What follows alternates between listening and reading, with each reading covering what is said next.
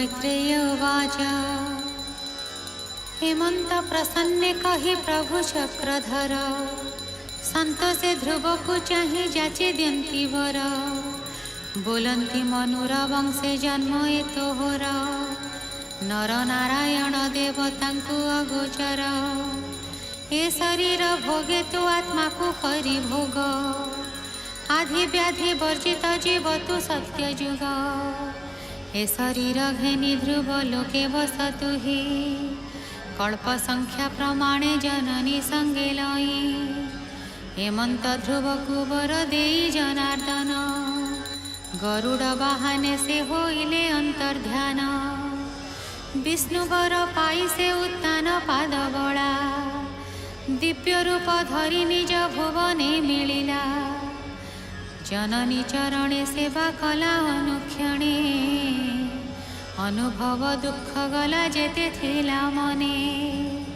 पितार बल्लभ दिने दिने से बढ़ई ध्रुवर महिमा बाके पारिब कही हेमंत विदुर आगे मैत्रेय मुनि कहिले ध्रुवर कथा हरि भाव घिनी विष्णुपदी तीरे रही परीक्षित आगे सुख भक्ति जोग जे कहिले अनुरागे श्रीहरि चरित ए अमृतमय रस भागवत गीत कहे जगन्नाथ दास इति श्रीमद्भागवते महापुराणे पारमहंस्यां संहितायां चतुर्थस्कन्धे ध्रुवचरितं नाम 10मोऽध्यायः।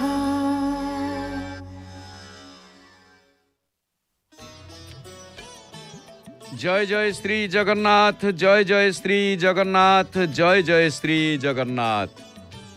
शुणुले सुनामधन्या कंठशिल्पी नमिता अग्रवाल भावपूर्ण कंठरे अति बड़ी जगन्नाथ दास विरचित भागवत 10म स्कंद चतुर्थ स्कंद 10म अध्याय। एबे आसंतु आमे श्रवण करिबा सेई चतुर्थ स्कंद 10म अध्यायकर सार कथा। आमे 9म अध्याय श्रवण करुथिले जे श्रीमद् भागवत कर चतुर्थ स्कंद 9म अध्याय ध्रुवंक तपस्या संतुष्ट होइकी भगवान तांकू वरदान करिसंती एवं निज राज्य को प्रस्थान करिवा पई कहिसंती। परे राजा उत्तानपादंकर बानप्रस्थ गमन होइछि एवं ध्रुव राजा रूप में अभिषिक्त होइछन्ति।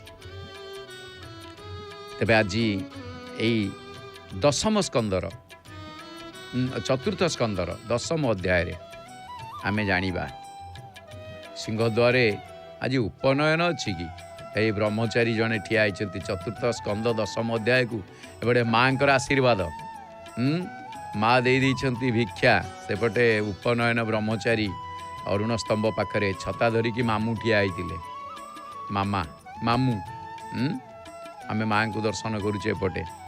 अच्छा जेतेबेले 10म अध्याय सान भाई उत्तम एवं विमाता सुरुचिंकर वियोग होइछि ध्रुव म्रियमाण हो जाइछन्ति कुबेर भुवन को यात्रा करछन्ति वो गुह्यकंग सह युद्ध संपर्क रे अध्याय रे आमे सार कथारे जानिबा। ए अध्यायटी मैत्रेय एवं विदुर संवाद रही। ए अध्याय रे मैत्रेय कहिसंति हे विदुर ध्रुव शिशुमार प्रजापति कन्या भ्रमी को विवाह कले। ध्रुवंक पत्नी हेले भ्रमी आउ शिशुमार प्रजापति कन्या एवं तांकर कल्प एवं बत्सर नाम रे जे कि कल्प और बत्सर दुईटी पुत्र जात हेले। ध्रुवंक द्वितीय पत्नी का नाम होची इला। प्रथम पत्नी होचंती भ्रमी, द्वितीय पत्नी होची इला। इलांक गर्भरु जात हेले उत्कल नामक पुत्र एवं जहाँक जो ध्रुवंक पुत्र उत्कल जहाँक नामरे आम राज्यर नाम होची उत्कल। आओ ध्रुवंक कनिष्ठ भ्रातांक नाम होची कौन ना उत्तम। से गोटे दिन अश्वपृष्ठ बसी कुबेर भवन में पहुँचिले। सेठारे गुह्य माने उत्तम सह युद्ध करी तांकु निहत कले। एकथा शुणिकी सुरुचि पुत्र शोकरे मृत्युवरण कले। माता और भ्रातांक वियोगरे शोकाच्छन्न है ध्रुवंक हृदय। मात्र शोक संवरण करी जैत्र नामक रथरे से किछि मतरे चैत्र नामक रथ एते गुड़िए कथा लिखाई जैत्र नामक रथरे बसी से शपथ कले भ्रातृ हत्यार प्रतिशोध नबाकू। कुबेरपुरी रे प्रवेश कले जाइकी ध्रुव। सेठारे गुह्यक मानक सहित घोर युद्ध हला। आओ ध्रुव तांको रणकौशल रे व्यतिव्यस्त हो पड़े। गुह्यक माने सेमाने माया भी होइथिबारु ध्रुव सेमानकु संपूर्ण परास्त करिवा मध्य संभव हो पारु न थाए। ध्रुवंकर एपरी अवस्था देखिकी वनस्थरे थिबा मुनि माने तांको साहाय्य करिबाकु आगे आसिले।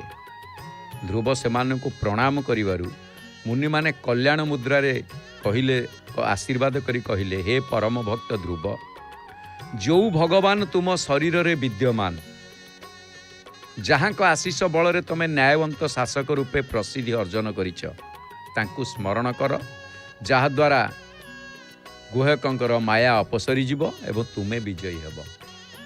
मुनि मानकर वचन सुनी तुष्ट हेले ध्रुव।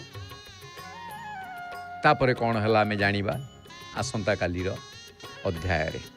आसंता काली आमे चतुर्थ स्कंद 11 अध्याय रे जानिबा जे गुहकंक सहित युद्ध होईची, सेमानकर विनाश मध्य होईची, मनुकर ध्रुवंकु किछि उपदेश मध्य रहिछि।